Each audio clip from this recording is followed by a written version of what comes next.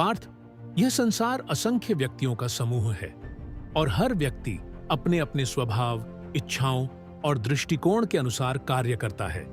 यदि तुम हर किसी को प्रसन्न करने की चेष्टा करोगे तो तुम्हारी ऊर्जा और समय व्यर्थ हो जाएगा। सोचो, सूर्य भी जब आकाश में चमकता है तो किसी को उसकी गर्मी सुखद लगती है और किसी को असहनीय।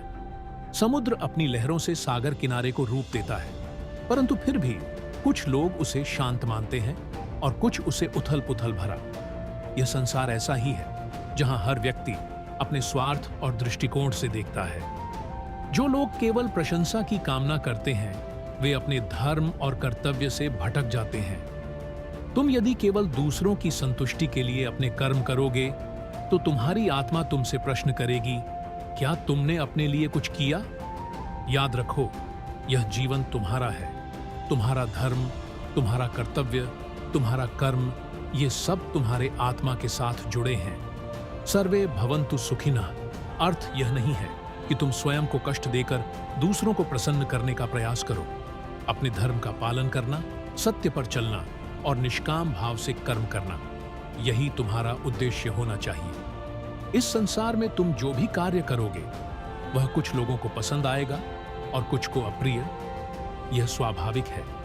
किसी के विचारों से प्रभावित होकर अपने मार्ग से विचलित होना, यह तुम्हें भ्रम की ओर ले जाएगा। याद रखो, आत्मा स्वतंत्र है। जब तुम अपनी आत्मा की आवाज सुनोगे और उसके अनुसार कर्म करोगे तब तुम्हें सच्ची शांति मिलेगी। संसार के लोग तो हर परिस्थिति में तुम्हें आंकेंगे।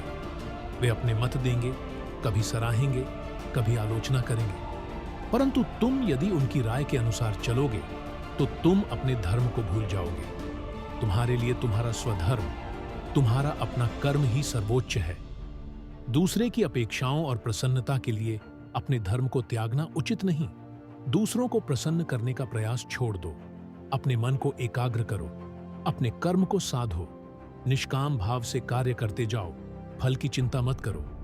जो लोग सत्य को समझेंगे वे तुम्हारे कार्य की सराहना करेंगे और जो नहीं समझेंगे वे चाहे जो कहें, तुम उनके शब्दों से विचलित मत होना।